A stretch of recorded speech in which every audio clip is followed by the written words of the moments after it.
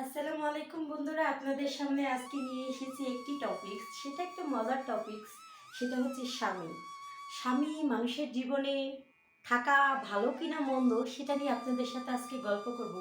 Boyfriend এমন একটা জিনিস, সেটা থাকে বা না থাকে সেটা কোনো বিষয় না, কিন্তু একটা আদর্শবান স্বামী থাকা খুবই দরকারি।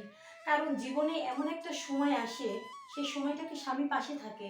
মা বাবা বলেন, আত্মীয় স্বজন, বন্ধু বান্ধব, যেখানে যেই থাক না কেন, স্বামীর চেয়ে কিন্তু অধিক কেউ হয় না, কিন্তু ভালো স্বামী হতে হবে।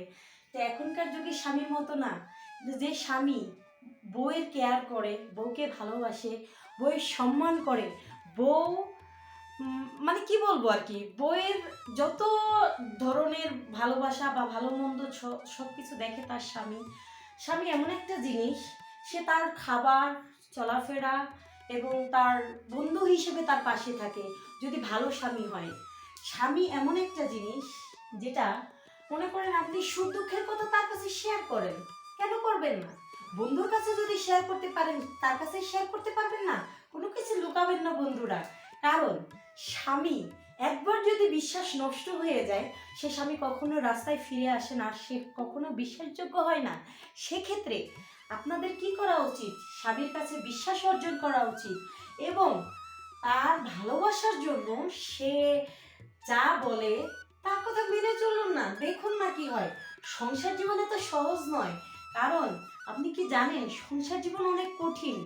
মিলে মিশে ভালোবাসার মানুষটুকু যখন দিন শেষে কাজ করে যখন ঘরে আসবে এসে, তখন দুই মুঠো ভাত, ডাল ভাত হলেও দুজনে যদি ঝগড়া বিবাদ না করে মিলেমিশে যদি থেকে যদি এক মুঠো ভাতও খাওয়া হয় স্বামীর সাথে, সেটাও কিন্তু অনেক ভালো হয়। ভালোবাসা থাকতে হবে, ভালোবাসা না থাকলে কিন্তু ভালোবাসা কখনোই জন্মাবে না। আপনি চেষ্টা করবেন, আপনার স্বামী কি চায়, কি বলতে চায়, তার ভাষা বুঝবেন, আপনি তাকে বোঝাতে চেষ্টা করবেন। কেন আপনার স্বামী কেন ভালোবাসা বুঝবে না? অবশ্যই বুঝবে।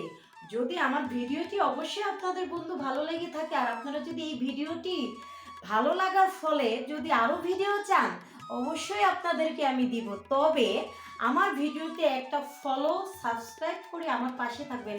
থ্যাংক ইউ বন্ধুরা।